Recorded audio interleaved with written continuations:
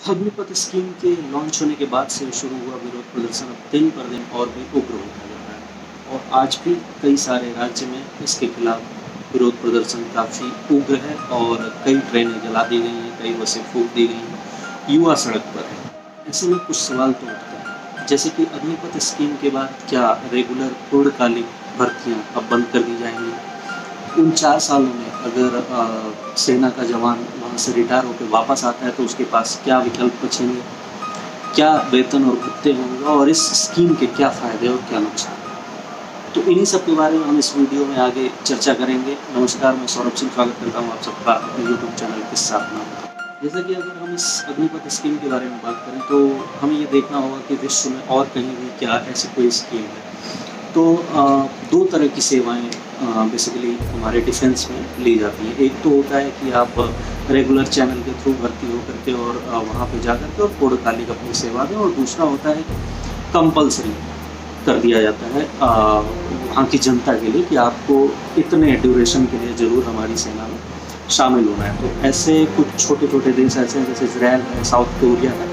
तो यहाँ पे ये नियम है कि कुछ 2 साल 4 साल के लिए सभी युवाओं को जो भी उस कैटेगरी को फुलफ़िल करते हैं, जैसे कि फ़िटनेस जिनका सही है, मेडिकल जिनका सही है, उनको ज़रूर आर्मी ज्वाइन करनी है, डिफेंस ज्वाइन करना है और 2 साल से लेकर 4 साल तक की सेवाएं वहाँ पे देनी है। उसके बाद फिर वो और किसी सर्विस में जा सकते हैं। तो उसके पीछे का कारण ये है कि वहाँ की पॉपुलेशन बहुत कम है और वहाँ पर अगर ये कंपल्सन नहीं होता तो फिर पब्लिक डिफेंस में नहीं जा पाती। इसके लिए उन्होंने ये वहाँ पे कंपल्सन लगाया हुआ है। अगर हम अमेरिका या फिर चाइना की बात करें तो इन देशों में भी एक ऐसा नियम है जिसके तहत जब भी कोई ऐसी इमरजेंसी की सिचुएशन आती है तो गवर्नमेंट खुद सबको ये कंपल्सरी कर सकती है कि आपको आर्मी ज्वाइन करना है इतने दिनों के लिए। तो ऐसा अमेरिका और चाइना में। बट इंडिया में ये स्कीम लाने का क्या मतलब था, तो अगर हम इसके बारे में ध्यान दें तो सबसे बड़ा जो रीजन सामने आ रहा है वो यही है कि डिफेंस का बजट काफ़ी ज़्यादा इंक्रीज हो चुका था और वो उस बजट का लगभग 23-24% के करीब सिर्फ पेंशन देने में ही चला जाता था। तो इन सब चीज़ों से बचने के लिए, ये डिफेंस बजट को कम करने के लिए सरकार ने ये स्कीम सबके बीच ये स्कीम लेकर के सरकार आई है कि इसके तहत युवाओं को 4 साल के लिए सिर्फ भर्ती किया जाएगा और उसके बाद उनको कोई भी पेंशन या कोई और भत्ता नहीं दिया जाएगा। उस 4 साल में रिटायर होने के बाद ही वो सेवा निधि करके एक पैकेज होगा 11-12 लाख का, जो कि उन्हें दिया जाएगा। और उस 4 साल के लिए भर्ती करने के बाद युवाओं का आर्मी की जो औसत आयु है वो लगभग अभी 32 साल है। और उन 4 सालों के लिए जब युवाओं को भर्ती किया जाएगा तो उसके बाद आर्मी की जो औसत आय है वो घट करके 26 साल रह जाएगी। तो कुल मिलाकर के हमारी सेना और जवान हो जाएगी। तो ये उनका तर्क है और इसको लेकर के वो इस स्कीम को लेकर के आए हैं। तो मेन जो रीज़न समझ में आता है वो वही है कि बजट वो कम करना चाहते हैं डिफेंस का, और जो एवरेज एज है उसको और ज़्यादा वो कम करना चाहते हैं। इसलिए अगर हम पूरा प्रोसेस के बारे में ध्यान दें, जैसे कि गवर्नमेंट ने डिक्लेयर किया, खुद रक्षा मंत्री राजनाथ सिंह और तीनों सेनाओं के प्रमुख जो सेनापति थे उन्होंने डिक्लेयर किया कि हम अगर हाई स्कूल या इंटरमीडिएट दो परीक्षाएं होती हैं जिनके थ्रू इनको पास करने के बाद आप डिफेंस में जा सकते हैं। कुछ ऐसी टेक्निकल सर्विसेज होंगी जिनमें 12th की रिक्वायरमेंट होगी, अदरवाइज़ आप 10th पास करके भी वहाँ पे जा सकते हैं। 17.5 से 21 साल का क्राइटेरिया रखा गया है। इस बीच की अगर आप एज है तो आप इसके लिए अप्लाई कर सकते हैं। अग्निपथ इस स्कीम का नाम है। अग्निवीर रैंक दी जाएगी, जो भी उस आर्मी में जो भी डिफेंस में जो लोग ज्वाइन करेंगे उनकी रैंक अलग होगी, जो कि रेगुलर भर्तियाँ होती हैं उनसे अलग ये रैंक अग्निवीर करके उनको दिया जाएगा। और इन 4 सालों में उनको पहले साल 30,000 हर मंथ का उनका सैलरी होगा और अगले साल वो 35,000, फिर अगले साल का 36,000 और लास्ट ईयर में 40,000 उनका मंथली जो सैलरी होगी। और उसमें से 30% वो सैलरी कट करके और उनके फ्यूचर फंड के लिए, जो कि सेवा निधि बोला जा रहा है, उसमें कंट्रीब्यूशन जाएगा। तो अगर पहले मंथ उनकी सैलरी 30,000 है तो उसमें से 30% कट के, यानी कि लगभग 9,000 कट के वो सेवा निधि में जाएगा और इतना ही पैसा गवर्नमेंट भी उस सेवा निधि में उनके लिए डालेगी। और इन 4 सालों में उनके लिए सारे जो फ़ायदे होंगे वो एक पूर्णकालिक आर्मी मैन, पूर्णकालिक डिफेंस में जो भी जवान हैं उनकी तरह ही होंगे सारे। मेडल्स वगैरह, उनको प्रोत्साहन जो कुछ भी होगा वो सब एक आम सैनिक की तरह ही दिया जाएगा। और उनका रहना खाना पीना जो कुछ भी जैसा कि वो आर्मी में होता है वो सब कुछ उनको, और हेल्थ की सेवाएं उनको फ्री दी जाएंगी। साथ ही साथ इंश्योरेंस का भी कवर दिया गया है कि अगर कुछ भी होता है तो उसमें उनको 46 लाख के करीब का इंश्योरेंस का कवरेज भी दिया जाएगा। तो ये सारी चीज़ें उसमें हैं। अब अगर हम इसके फ़ायदे की बात करें तो सबसे बड़ी चीज़ जो मुझे समझ में आ रही है कि बेरोज़गारी कम करने में ये एक बड़ा कदम हो सकता है, क्योंकि इस समय बेरोज़गारी अपने उच्चतम स्तर पर है। तो जो सबसे बड़ी चीज़ जो ये सामने दिख रही है कि 4 साल के कोई भी युवा जो कि 17 साल, साढ़े 17 साल का हो चुका है, वो चाहेगा कि वो आर्मी ज्वाइन करे, 4 साल देश की सेवा करे, और उसके बाद वापस आने के बाद वो उसके पास एक प्लस पॉइंट भी होगा कि उसके पास एक अच्छा पैकेज होगा। लगभग 11-12 लाख तो सेवानिधि से वो रिटायर होकर पाएगा, और उसके अलावा जो उसने सेविंग कर रखी है, क्योंकि उसका वहाँ पे रहना खाना पीना सब कुछ फ्री है, तो वो अपनी सैलरी से भी सेविंग कर सकता है। तो लगभग 15-16 लाख के करीब उसका जो पैकेज एक होगा 21 साल के बाद जब वो रिटायर होकर आएगा, तो उस पैकेज के थ्रू वो अपना कुछ भी काम कर सकता है। तो दूसरा जो इसका फ़ायदा वही है कि स्वरोजगार में इससे मदद मिलेगी। अगर आप कोई भी बिजनेस छोटा मोटा खड़ा करना चाहते हैं तो उसके लिए आपके पास 15-16 लाख का पैकेज होगा।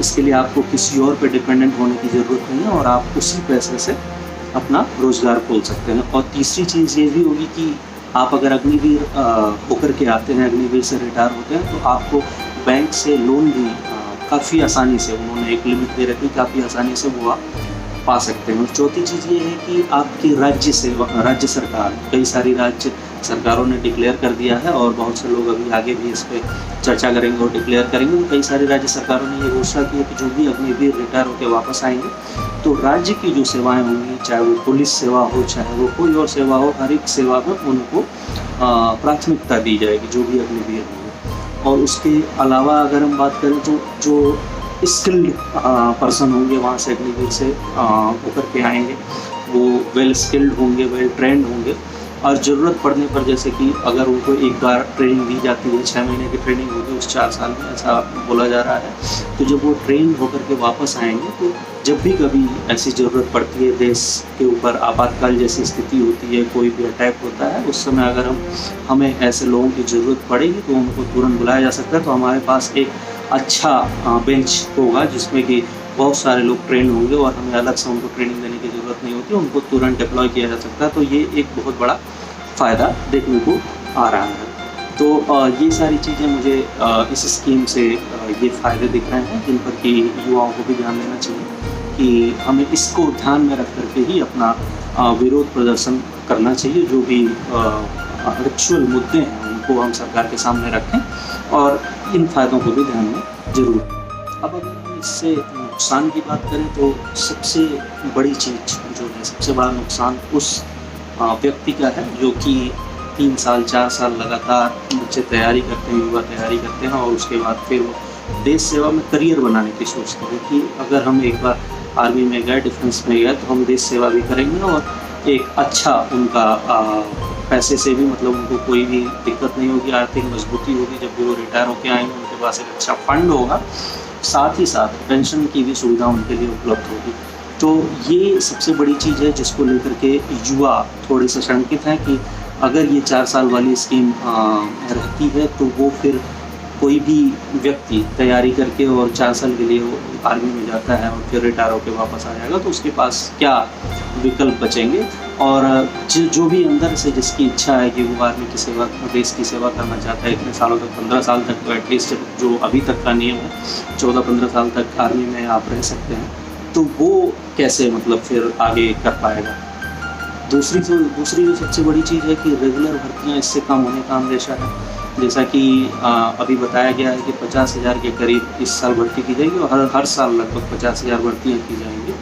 तो इस साल तो एज में थोड़ा छूट भी दी गई है, तो इस साल के लिए वो 21 साल की बजाय 23 साल तक एज लिमिट रखी गई है। साथ ही साथ जो 50,000 की भर्ती है तो उसको अगर हम ध्यान से देखें और समझें तो इससे युवा सशंकित इसलिए है क्योंकि अगर 50,000 आप अग्निवीर से ही भर्ती कर लेंगे, इसी अग्निपथ स्कीम से ही भर्ती कर लेंगे, तो फिर रेगुलर भर्तियाँ कम होने के बहुत चांसेस हैं। तो जाहिर-सी बात है कि इससे सबके मन में ये संशय उत्पन्न हुआ। सरकार को निश्चित रूप से आगे आना चाहिए और इसके बारे में ये चीज़ क्लियर करनी चाहिए कि हमारी रेगुलर भर्तियाँ कब और कैसे-कैसे होंगी, और उसका इस स्कीम से कोई लेना-देना नहीं है। ये चीज़ आपको क्लियर करनी चाहिए, अन्यथा ये बहुत बड़ा नुकसान देखने को मिल रहा है, जो कि सारे युवाओं के दिमाग में ये चीज़ भरी हुई है कि अगर हमारी रेगुलर भर्तियाँ बंद हो जाएँगी तो फिर उन युवाओं का क्या होगा जो कि 3 साल 4 साल तैयारी करते हैं और आर्मी में भर्ती होने के लिए अपनी जान को जोखिम में डाल करके देश सेवा के लिए वो समर्पित होने के लिए आर्मी ज्वाइन करते हैं, तो उनका क्या होगा। दूसरी सबसे बड़ी चीज़ है कि मिलिटराइजेशन का खतरा इसमें देखने को आ रहा है कि अगर वो देश सेवा में कोई भी व्यक्ति अग्निवीर बन करके जाता है 4 साल के लिए, तो 4 साल में उसको प्रॉपर ट्रेनिंग हो जाती है कि कैसे बंदूक चलाते हैं, कैसे बाकी सारे इक्विपमेंट की उसको पूरी जानकारी होती है। तो जब वो वापस आता है 4 साल में, तो एक खतरा लॉ एंड ऑर्डर का बना रहता है कि उसको अब सारी ट्रेनिंग हो चुकी है, वो पूरा ट्रेंड है, वो सब कुछ चला सकता है, सारे इक्विपमेंट चला सकता है, तो फिर अब उसके आगे ये खतरा रहेगा बिल्कुल। अगर वो बेरोज़गार होता है तो वो फिर कुछ भी ऐसा एक्शन ले सकता है, कुछ भी कर सकता है जिससे कि लॉ एंड ऑर्डर की स्थिति बिगड़ सकती है। तो ये एक बड़ा नुकसान देखने को मिल रहा है जिस पर भी सोचने की ज़रूरत है। तीसरा जो सबसे बड़ी चीज़ है कि कोई भी बंदा अगर 2 साल 3 साल 4 साल आप देख सकते हैं गाँव में युवा दौड़ते रहते हैं, तैयारी करते रहते हैं आर्मी में भर्ती के लिए, तो वो अगर उतनी साल तैयारी करने के बाद सिर्फ 4 साल के लिए भर्ती होंगे तो उनके मन में ज़रूर ये शंका पैदा होगी कि वो इतने साल तैयारी करके सिर्फ 4 साल के लिए क्यों आर्मी में जाए, वो क्यों नहीं उस बीच कुछ और तैयारी कर ले। तो ये भी एक बड़ा प्रश्न होगा। चौथी चीज़ है कि वो 4 साल से रिटायर होकर आते हैं तो आप फिर उनको अपनी राज्य सेवाओं में या अलग अलग जगहों पर प्राथमिकता देने की बात कर रहे हैं, लेकिन बेरोजगारी जिस हद तक है तो उन सेवाओं में आप प्राथमिकता तब देंगे जब उन सेवाओं की वैकेंसी निकाली जाएगी। तो जाहिर सी बात है कि उसमें भी इन युवाओं को ये युवा सशंकित हैं, जिसकी वजह से विरोध प्रदर्शन हो रहा है। तो कुल मिलाकर के जो लास्ट और अंतिम जो बात है वो ये है कि अगर आप 4 साल के लिए आर्मी में जाते हैं तो पहला साल आपका लगभग 6 महीने की ट्रेनिंग होती है और उसके बाद फिर आप किसी भी डिपार्टमेंट में उसमें आर्मी में काम करते हैं, और उसके बाद अगर उन 4 सालों के बीच कोई भी ऐसा बड़ा युद्ध भी नहीं होता या कुछ भी ऐसा नहीं होता जिससे कि आप बहुत सारी चीज़ें सीख सकें, या अगर कुछ ऐसी इमरजेंसी की स्थिति आ जाती है तो फिर उस युवा के मन में समर्पण का भाव कितना होगा, ये सबसे बड़ा प्रश्न है। कि आपको पता है कि आपको बस 2 साल में रिटायर होना है, आपकी ट्रेनिंग पूरी हो चुकी है, आपको जैसे तैसे 2 साल 3 साल और काटना है, उसके बाद रिटायर हो जाना है। तो उस व्यक्ति के मन में समर्पण का भाव कितना होगा, जो कि एक आम तौर पर एक आम सैनिक के मन में होता है, जो कि अपना पूरा जीवन देश सेवा के लिए समर्पित करता है। उसके मन में उस समर्पण का भाव कितना होता है, और उसकी तुलना में इस जो 4 साल के अग्निवीर जो शामिल होंगे सेना में, उनके मन में ये समर्पण का भाव कितना होगा। ये बहुत सारे पूर्व सैनिकों ने इस पर सवाल उठाए और उन्होंने ये भी कहा कि ये बिल्कुल देश के लिए खतरा भी हो सकता है। तो जो हमने अभी चर्चा की इस पूरे वीडियो में कि इसके जो फ़ायदे हैं, इसके जो नुकसान हैं, इससे एक बात ही सिर्फ निकल करके सामने आती है कि सरकार को ये प्रोजेक्ट और भी थोड़ा सोच समझ करके ले आने की ज़रूरत थी, और इस पे सारी चीज़ों को एक साथ क्लियर करना चाहिए। जो कि युवाओं के मन में शंका है, तरह तरह की चीज़ें, तरह तरह के सवाल हैं, उन सवालों के जवाब एक बार में सरकार को सबके सामने रखने चाहिए कि हाँ ये चीज़ें हमने इसमें किया है, और बाकी सारे जो सवाल हैं, जो भी सबके डाउट्स हैं, उनको एड्रेस करने का काम सरकार को करना चाहिए। और सबसे बड़ी चीज़ है कि इतना बड़ा प्रोजेक्ट, आप इतनी बड़ी स्कीम सीधा ही लॉन्च कर दे रहे हैं, तो इसके पीछे क्या क्या स्टेप्स लिए गए हैं, कैसे कैसे उनका सर्वे किया गया है, क्या क्या तैयारियां की गई हैं, उसके लिए उसको भी लोगों को बताने की ज़रूरत है कुछ हद तक। और जो तीसरी बड़ी चीज़ है कि ऐसे बड़े स्कीम को निश्चित रूप से पहली बार में पायलट प्रोजेक्ट के रूप में लागू करना चाहिए, पूरा इम्प्लीमेंट करने की बजाय। तो जिससे कि आप ये भी देख सकते हैं कि 4 साल के बाद इसके कंसिक्वेंसेस क्या हैं, किस हद तक ये सफल होता है या फिर किस हद तक इससे हमारे देश का नुकसान हो रहा है। तो बिल्कुल वो सब ध्यान में रखने के बाद ही आप पूर्णकालिक रूप से इसको इम्प्लीमेंट कर सकते हैं। खैर चलिए, वो सरकार की बात है, सरकार आगे अपना इस पर ध्यान देगी कि क्या करना चाहिए। युवाओं से मेरा अनुरोध है कि हिंसक प्रदर्शन से बचें। जिस तरीके की न्यूज़ अभी चारों तरफ से आ रही है, इससे कुछ भी हासिल नहीं होने वाला है। आप कहीं भी बसों में, ट्रेन में या कहीं भी तोड़ फोड़ करते हैं, आम लोग ही उससे परेशान होते हैं। तो ये सब करने की ज़रूरत नहीं है। आप विरोध अपना बिल्कुल ही मजबूती से दर्ज कराइए, लेकिन ये करके भी हिंसक प्रदर्शन मत करिए। जो कमियां हैं उसको सरकार के सामने आप ले आइए। आप एक गुट बनाइए, आप अपना संगठन बनाइए और आप सरकार से बातचीत करिए, लेकिन सड़कों पे उतर करके इस तरह का उग्र प्रदर्शन, हिंसक प्रदर्शन बिल्कुल भी किसी के हित में नहीं होगा। तो उसको ध्यान में रख करके आप सरकार के खिलाफ जो भी कर रहे हैं वो करिए, लेकिन इस स्कीम के फ़ायदे को भी ध्यान में आप रखिए। उसके बाद जो कमियां हैं उनको आप सरकार का ध्यान आकर्षित करिए कि सरकार उन पर अपना विचार रखे और आगे फिर उसमें क्या सुधार किए जा सकते हैं उस पर सरकार ध्यान दें। तो चलिए ठीक है, आज के लिए फिर बस इतना ही। आगे फिर हम आपसे जुड़ेंगे, तब तक के लिए जय हिंद।